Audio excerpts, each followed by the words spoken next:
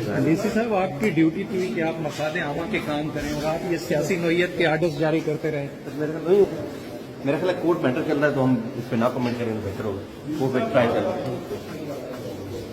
Sir मैं उसके वाले से क्या कहेंगे? मैंने यही अर्ज की ना कि कोर्ट में मैटर चल रहा है तो बेहतर है वहीं कमेंट हो जाए। तो आज इस तरह की कार्रवाई और कोर्टों में देख रहा था कि ये बात ऐसी कोई बात नहीं। तो इन अदालत की आपने दायर की थी आज तारिक महमूद जहांगीरी साहब की तरफ से, क्या ऑर्डर सामने आए हैं? जी, हमने अदालत को बताया कि चूँकि ये जो इस्लामाबाद पुलिस ने और सिटी ने किया है, ये दरअसल लाहौर हाई कोर्ट और इस्लामाबाद हाई कोर्ट के ऑर्डर्स को फ्रस्ट्रेट करने के लिए किया गया है और ये तौहीन अदालत बनती है कि ग्रास कंटेम्प्ट है on the part of IG Islamabad और सीटीडी और डीसी इस्लामाबाद के परवेज़ इलाही साहब को अदालत के ऑर्डर्स के जो उनके फ्रूट्स थे उनसे महरूम करने के लिए उनकी एक सक्सेसिव अरेस्ट की कैंपेन में एक नई अरेस्ट डाल दी गई। तो ये तौहीन अदालत है और अदालत ने हमारी दलाल सुनने के बाद उन्होंने ये फरमाया कि चूँकि लाहौर हाई कोर्ट इसके ऊपर ऑलरेडी कॉग्निजेंस ले चुकी है और वहाँ पे कंटेम्प्ट इनके खिलाफ चल रही है, इसलिए हम जो है वो इस पर फर्दर प्रोसीड नहीं करते। लेकिन हम इस ऑर्डर के खिलाफ intra court appeal Islamabad high court में फ़ाइल करेंगे, चूँकि हमारी नज़र में जो कंटेम्प्ट ऑफ कोर्ट का कानून है कि अगर किसी भी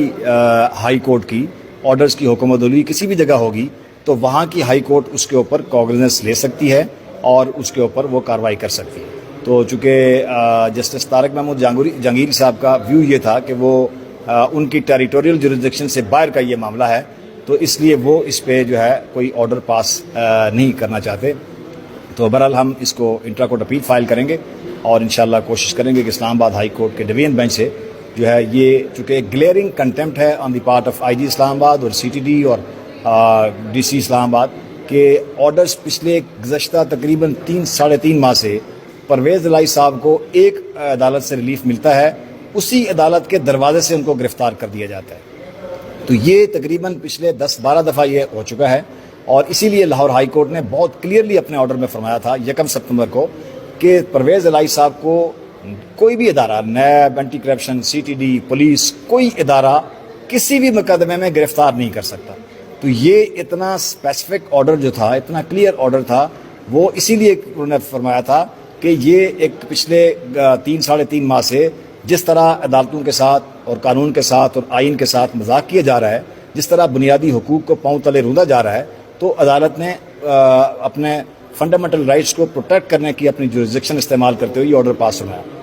तो ये जो पुलिस की कार्रवाई थी, ये भी दरअसल अदालतों के ऑर्डर्स को नाकाम करने की कोशिश थी। तो इसलिए हमें यकीन है कि इंशाल्लाह इसके ऊपर कोई बेहतर ऑर्डर डिवीजन बेंच से आएगा। अब ये बताइएगा कि अमजद रफीक साहब का जो फैसला था उसके बाद कल एक समाअत हुई, उसको गैर मौसर करार दे दिया। यानी लाहौर हाई कोर्ट कहती है हमारी जुरिसडिक्शन नहीं है, आज इस्लामाबाद हाई कोर्ट ने कह दिया हमारी जुरिसडिक्शन नहीं है। दोनों अदालतें आप कह रहे हैं कि पीछे हट गई अपने मौक़िफ़ से, तो आप क्या देखते हैं? मेरा ख्याल है लाहौर हाई कोर्ट ने जो ऑर्डर पास सुनाया है उसमें उन्होंने जो कंटेम्प्ट पिटीशन है उसको अभी नेक्स्ट वीक के लिए रखा है और कंटेम्प्ट नोटिस इशू किया आईजी को भी और चीफ कमिश्नर इस्लामाबाद को भी और आईजी लाहौर भी अंडर कंटेम्प्ट नोटिस है। जहां तक परवेज़ इलाही साहब की बरामदगी का इशू था, उसके ऊपर लाहौर हाई कोर्ट ने कहा कि चूंकि अब ये उनकी किसी और केस में अरेस्ट डाली गई है इस्लामाबाद की हदूद से, तो उसकी हद तक वो जो उनकी रिकवरी की पिटीशन थी वो पेंडिंग है, लेकिन जो वायलेशन ऑफ कोर्ट की जो पिटीशन थी वो बिल्कुल पेंडिंग है और उसके ऊपर कार्रवाई हो रही है। सर मैं हमेशा पूछ रहा था क्या समझते हैं बोर्ड से